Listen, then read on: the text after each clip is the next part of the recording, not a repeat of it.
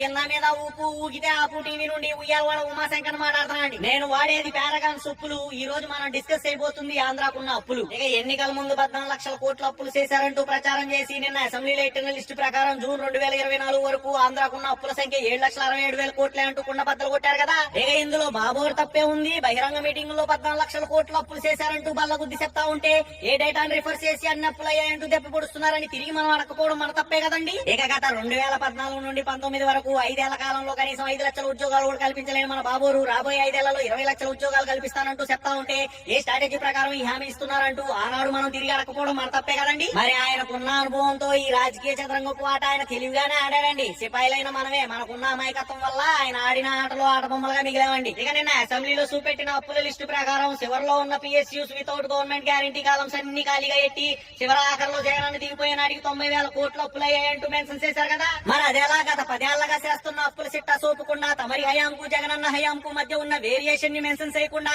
అన్ని కలుపుకొని చివరాఖరులో జగనన్న దిగిపోయే నాటికి 90,000 కోట్ల అప్పులున్నాయంటూ చూపటం ప్రజల్ని మభ్యపెట్టే ప్రయత్నంలో ఒక భాగమే కదా. ఇక బతికినంత కాలం నమ్మిన మనుషుల్ని మోసం చేయడం ఎలా అనే పోటీ ఎడితే యునానిమస్లీ ఆ 40 ఏళ్ల రాజకీయ చాణక్యుడు చాలా చాకచక్యంగా పోటీకి వచ్చి అవార్డ్స్ అన్ని గెలుచుకుంటాడంటూ పలువురు విశ్లేషకులు గుసగుసలాడుతున్నారని సమాచారం అండి.